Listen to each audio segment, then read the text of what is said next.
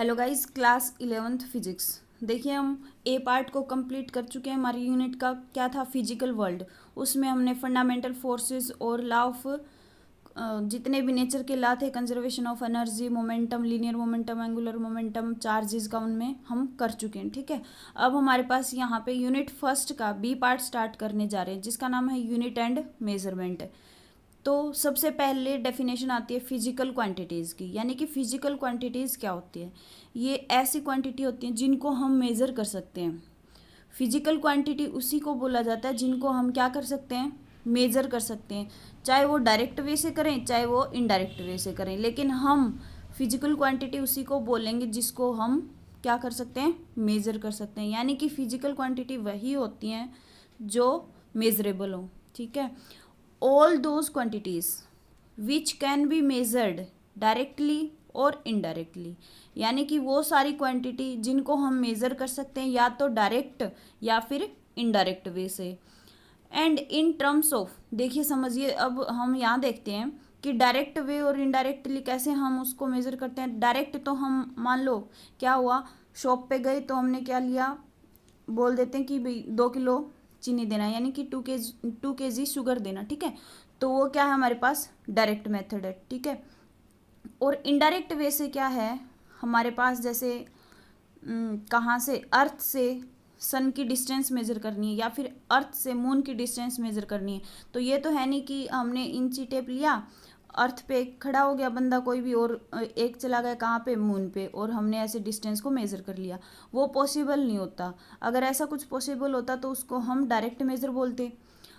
तो ये हम इनडायरेक्ट वे से उसको मेज़र कर सकते हैं। और ऐसा भी नहीं है कि हम उसको मेज़र ही ना कर पाएँ, हम उसको मेज़र कर सकते हैं, लेकिन किस मेथड से, इनडायरेक्ट मेथड से। वो आगे हमारे पास पैरेलैक्स मेथड वगैरह आएंगे, तो वो कैसे मेथड हमारे पास, इनडायरेक्ट मेथड है, जिनसे हम अर्थ से मून की या अर्थ से सन की डिस्टेंस मेज़र करेंगे। ठीक है, डायरेक्ट और इनडायरेक्ट मेथड क्लियर। उसके बाद हम देखते हैं, and in terms of which the laws of physics can be expressed are called physical quantity.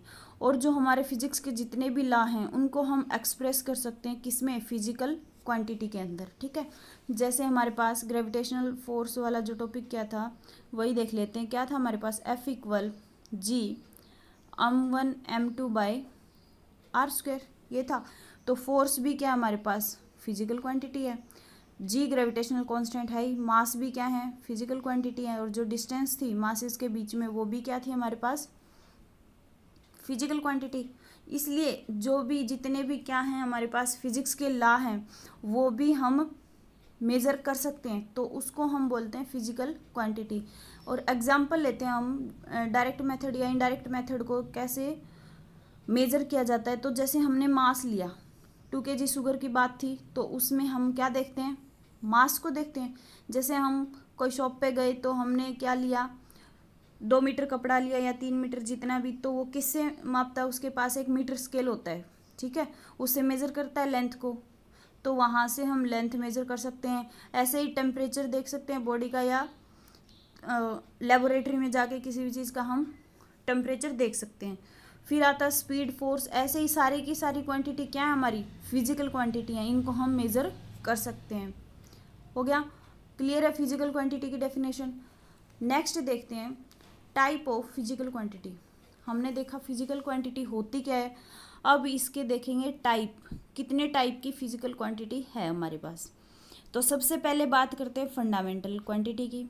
Fundamental quantities कौन सी होती हैं, वो क्वांटिटी जो किसी पे भी डिपेंड नहीं होती, इंडिपेंडेंट होती हैं, उनको बोलते हैं हम फंडामेंटल या बेसिक क्वांटिटी। ठीक है, the physical quantity which can be treated as independent of other physical quantity, यानी कि कोई और दूसरी फिजिकल क्वांटिटी पे डिपेंड नहीं होती, ये खुद में ही क्या है, अपनी एक इनकी खुद की क्वांटिटी होती है, फिजिकल क्वांटिटी होती है जो दूसरे पे डिपेंड नहीं होती। ठीक है, and are not defined in term of other physical quantity, और इनको हम किसी और अदर टर्म में भी डिफाइन नहीं कर सकते हैं, उनको हम बोलते हैं फंडामेंटल और बेस क्वांटिटी। ठीक है, जैसे अब हम एग्जांपल देखते हैं, हमारे पास कितनी है फंडामेंटल क्वांटिटी टोटल, 7 है, यानी कि द 7 फंडामेंटल क्वांटिटीज आर, कौन कौन सी हैं वो 7 फंडामेंटल क्वांटिटीज, जैसे मास है,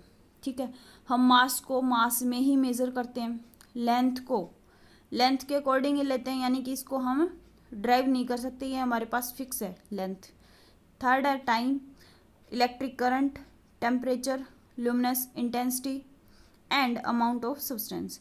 ये सारे नाम तो हमने सुन रखे हैं। क्या है ल्यूमिनस इंटेंसिटी का, तो ये क्या है, एक हमने बताया था कि जो लाइट की इंटेंसिटी होती है उसको मेज़र किया जाता है इससे, ठीक है, कितनी मतलब ब्राइटनेस है उसके अंदर, कितनी नहीं है।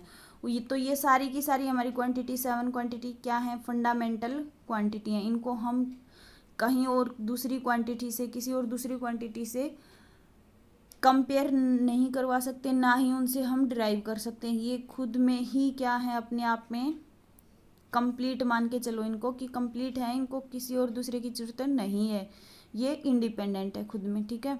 उनको बोलते हैं हम फंडामेंटल क्वांटिटीज़। सेकंड आती है हमारे पास, जो फिजिकल क्वांटिटी के टाइप पढ़ रहे हैं हम, वो 2 टाइप की ही हैं। फर्स्ट है फंडामेंटल क्वांटिटी, सेकंड है हमारे पास ड्राइव्ड क्वांटिटी, ठीक है। तो फंडामेंटल क्वांटिटीज़ को हम डायरेक्ट यूज़ में लेते हैं, मास, लेंथ, टाइम ऐसे, ठीक है। ड्राइव्ड क्वांटिटी कौन सी होती हैं, जिनको हम फंडामेंटल क्वांटिटीज़ की हेल्प से ड्राइव करते हैं, उनको हम ड्राइव्ड क्वांटिटी बोलते हैं, ठीक है। The quantities which can B derived from the fundamental quantities, वो क्वांटिटी जिनको हम ड्राइव करते हैं कहाँ से, किसकी हेल्प से, फंडामेंटल क्वांटिटीज़ की हेल्प से, उनको हम बोलते हैं क्या, ड्राइव्ड क्वांटिटीज़। जैसे कि एग्जांपल हमारे पास स्पीड है, स्पीड की हम डायरेक्ट ना तो डायमेंशनल फॉर्मूला बना सकते हैं, ना इसकी यूनिट लिख सकते हैं, बता सकते हैं। इसको हम क्या करते हैं, पहले ड्राइव करवाते हैं, किससे, ये 7 क्वांटिटी इनकी हेल्प से ड्राइव करते हैं। कैसे, देखिए, स्पीड का फॉर्मूला होता है हमारे पास डिस्टेंस बाय टाइम, ठीक है। डिस्टेंस को हम किस में मेज़र करते हैं, लेंथ में, और टाइम को किस में लेते हैं, सेकंड में, मतलब टाइम को टाइम में ही लेते हैं, डिस्टेंस को लेंथ में लेते हैं, ठीक है। तो यहाँ से हम क्या किया, इसको ड्राइव किया किसकी हेल्प से, फंडामेंटल क्वांटिटी की हेल्प से। मान लो हमारे पास फंडामेंटल क्वांटिटी क्या थी, लेंथ, तो क्या आ गया हमारे पास, लेंथ आ गई, ठीक है। यहाँ पे टाइम थी, 7 फंडामेंटल क्वांटिटीज़ के अंदर टाइम है, तो ये क्या है, टाइम है। यानी कि लेंथ और टाइम की हेल्प से हमने ड्राइव किया क्या, स्पीड को, ठीक है। अब देखते हैं नेक्स्ट हमारे पास एक्सीलरेशन है। एक्सीलरेशन क्या होता है, change in velocity by change in time, यानी कि वेलोसिटी में चेंजमेंट किसके साथ, टाइम के साथ, उसको हम एक्सीलरेशन बोलते हैं, ठीक है।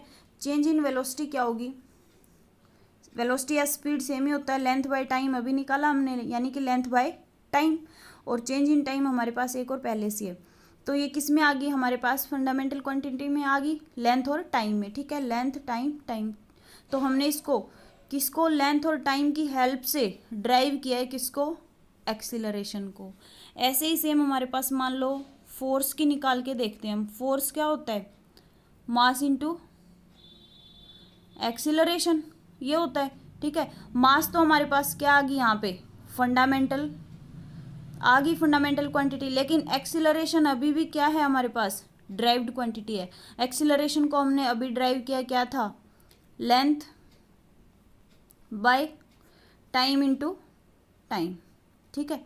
समझ रहे हो, यहाँ से हम क्या निकाल सकते हैं, यानी कि ये आ गया मास, ये लेंथ, ये टाइम, तीनों क्या है हमारे पास, फंडामेंटल क्वांटिटी है, इसलिए इसको और आगे ड्राइव करने की ज़रूरत नहीं है। ये किसकी फॉर्म में आ गया हमारा फोर्स, एक फंडामेंटल क्वांटिटी की फॉर्म में आ गया, ठीक है। ऐसे हम क्वांटिटीज़ को ड्राइव करते हैं किसकी हेल्प से, फंडामेंटल क्वांटिटीज़ की हेल्प से, ठीक है। तो आज के लिए इतना ही, अब नेक्स्ट वीडियो में मेजरमेंट की और उनकी बात करेंगे। Thank you.